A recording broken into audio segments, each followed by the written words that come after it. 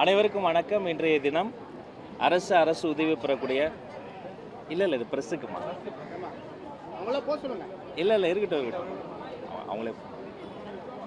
அனைவருக்கும் வணக்கம். இன்றைய தினம் தமிழ்நாடு முழுக்க அனைத்து பள்ளிக்கூடங்களும் திறக்கப்பட்டிருக்கின்றன. மிகுந்த உற்சாகத்தோடு மாணவ மணிகளை வரவேற்று அவர்களுக்கு தேவைப்படக்கூடிய அனைத்து வசதி வாய்ப்புகளையும் சரிபார்த்து முறையான இன்ஸ்பெக்ஷன் செய்து பாதுகாப்பெல்லாம் உறுதி செய்யப்பட்டு இன்றைய தினம் வெற்றிகரமாக அனைத்து பள்ளிக்கூடங்களும் திறக்கப்பட்டிருக்கின்றன. எங்களுடைய குழந்தைகள் வகுப்பறைக்கு வர தொடங்கிட்டாங்க. அது மட்டும் இல்லை, இன்றைய தினமும் நீங்கள் பார்த்துருப்பீங்க, காலை உணவு திட்டம் நம்முடைய ஆட்சியிலும் தொடர்ந்து கொண்டு இருக்கிறது. மேலும் அவர்களுக்கு தேவையான அந்த ஸ்மார்ட் போர்ட்ஸ் இன்றைய தினம் தற்போது தான் இப்போ நான் அதை லான்ச் பண்ணி கொடுத்துருக்குறேன். ஸோ அந்த உபகரணங்கள், அவர்களுக்கு தேவைப்படக்கூடிய அந்த பாட புத்தகங்கள், வண்ண பென்சில்கள் உள்ளிட்ட அனைத்து வகையான விஷயங்களும் முறைப்படி சரியாக மிக கச்சிதமாக செய்திருக்கிறோம், நடைபெற்று கொண்டிருக்கிறது என்பதை மகிழ்ச்சியோடு உங்களிடம் தெரிவித்துக் கொள்கிறேன்.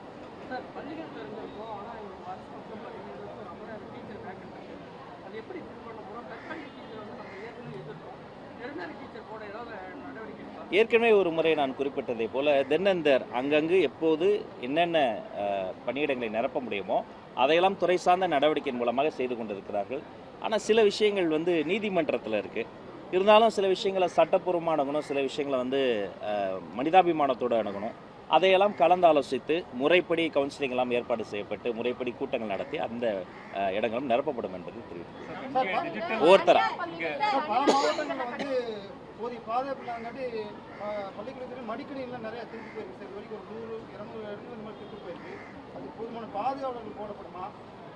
இல்லை, அதை பற்றி குறைகள் முறைப்பாடு செய்யப்படுகிற பொழுது அவர்கள் மீது கடுமையான நடவடிக்கை எடுக்கும். இது அந்த குழந்தைகளுக்கு சொந்தமானது. அதில் எங்களுக்கு காம்ப்ரமைஸே ஆக மாட்டோம். அது மட்டும் கிடையாது, எந்த வகையிலையும் அங்கே எந்த ஒரு திருட்டு சம்பவமோ அசம்பாவிதமோ நடைபெறாமல் இருக்கணும். அங்கொன்றும் இங்கொன்றும் நடைபெற்றால் கூட உடனடியாக அது என்னுடைய கவனத்துக்கு கொண்டு வரப்பட்டு கடுமையான நடவடிக்கைகள் எடுக்கப்படும் என்பதை உங்கள் மூலமாக தெரிவித்துக் கொள்கிறேன்.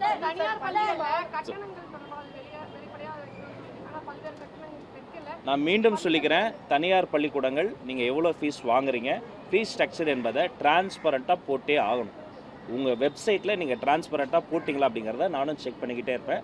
இது இந்த குழந்தைகளினுடைய, இந்த மாநிலத்தினுடைய மண்ணின் மகள்களினுடைய வாழ்க்கை. அது நீங்கள் கொஞ்சம் புரிஞ்சுக்கணும். கண்டிப்பாக அது ஃபீஸ் ஸ்ட்ரக்சர் என்னங்கிறத டிரான்ஸ்பரண்ட்டாக போட சொல்லி நான் உத்தரவு போட்டுட்டு அதை நீங்கள் கடைபிடிக்க வேண்டும் என்பதை கேட்டுக்கொள்கிறேன். பள்ளிகளாக இருந்தாலும் சரி, கல்லூரிகளாக இருந்தாலும் சரி, கவர்மெண்ட் ஃபிக்ஸ் பண்ணுறதுக்கு யாருமே வாங்குறது கிடையாது. அது மோஸ்ட்லி எல்லாருக்கும் தெரியும். சொன்னாலும் அவங்க அதர் ஃபீஸஸ் நிறைய சார்ஜ் பண்ண தான் செய்கிறாங்க. இது என்னைக்கு தான் இல்லை, முன்னாடி இப்போ கடந்த காலத்தை பொறுத்த வரைக்கும் அவங்க பல இடங்களில் சில இடங்களில் தெரிந்தோ தெரியாமலோ தேர்ட் பார்ட்டி இன்வால்மெண்ட்டில் ஏதாவது லஞ்ச லாவணியத்தை யாருக்காவது காசு கொடுத்து அவங்களுக்கு வேணுங்கிற காரியங்களை செய்திருக்கலாம். அதை அவங்க பிரேக் இன் பண்ணுறது இப்படி செஞ்சுருக்கலாம். ஆனால் இன்றைக்கி நம்ம சிங்கிள் விண்டோ சிஸ்டத்தை நோக்கி நகர்ந்துச்சு இந்த கவர்மெண்ட். இந்த கவர்மெண்ட்டை பொறுத்த வரைக்கும் பொலிட்டிக்கல் இன்டர்வென்ஷன் இருக்காது, தேவையற்ற இந்த லஞ்ச லாவணியும் இருக்காது. அப்போ அவங்க எதில் ஃபோக்கஸ் பண்ணோன்னா இந்த டிரான்ஸ்பரண்ட் கவர்னன்ஸில் நாங்கள் எப்படி ஃபோக்கஸ் பண்ணுறோமோ அப்போ எங்களுடைய பங்குதாரர்களாக இருக்கக்கூடிய அந்த ப்ரைவேட் ஸ்கூல்ஸ் அதில் நீங்கள் கான்சன்ட்ரேட் பண்ணணும். டெஃபினட்டாக நீங்கள் டிரான்ஸ்பரண்ட்டாக போடுங்க. அப்போதும் உங்கள் என்ரோல்மெண்ட் நல்லாயிருக்கும், இன்னும் உங்கள் மீது மதிப்பு கூடும், மக்கள் அதை கொண்டாடுவாங்க.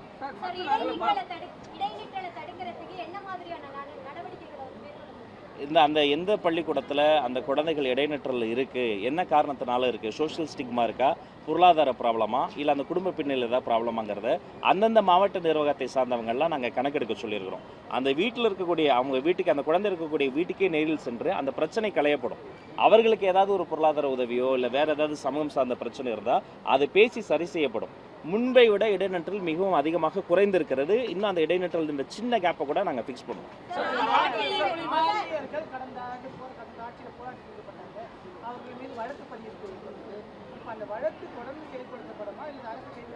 இல்லை, வழக்கில் ரெண்டு வகை. ஒன்று, நேரடியாக நீதிமன்றத்தை அணுகிற பொழுது அது நீதி பரிபாலனத்தில் நம்ம தலையிடக்கூடாது. அங்கே போய் முறைப்படி அந்த வழக்கில் நம்ம என்ன சொல்லணுமோ அதை பேசி அவர்கள் கூட தான் நாங்கள் நிற்கிறோம். ரெண்டாவது, அவர்கள் மீது வேறு ஏதாவது இந்த வெஞ்சன்ஸோட அமைப்புகள் மீது, சங்கங்கள் மீது ஏதாவது அப்படி போட்டிருந்தாங்கன்னா அதெல்லாம் நாங்கள் என்டர்டெயின் பண்ண மாட்டோம். அதை நாங்கள் கைவிடுவோம். இல்லை, கோரிக்கைகள் அது கோரிக்கைகளுக்கு தான் சொல்கிறேன். அந்த கோரிக்கைகள்லாம் என்னென்ன சங்கத்துக்கு என்னென்ன கோரிக்கைகள்னு இப்போ கூட பார்த்தீங்கன்னா ஆக்சசபிளாக என்னை பார்த்துட்டு அவங்கெல்லாம் சந்தித்து அந்த கோரிக்கைகள்லாம் வாங்கி நான் வச்சு டேபுலேஷன் பண்ணிக்கிட்டு தான் இருக்கிறேன். அதெல்லாம் அந்த கோரிக்கைகள் மீது நல்ல முடிவு எடுக்கணுங்கிறது எங்களுடைய எண்ணமும்.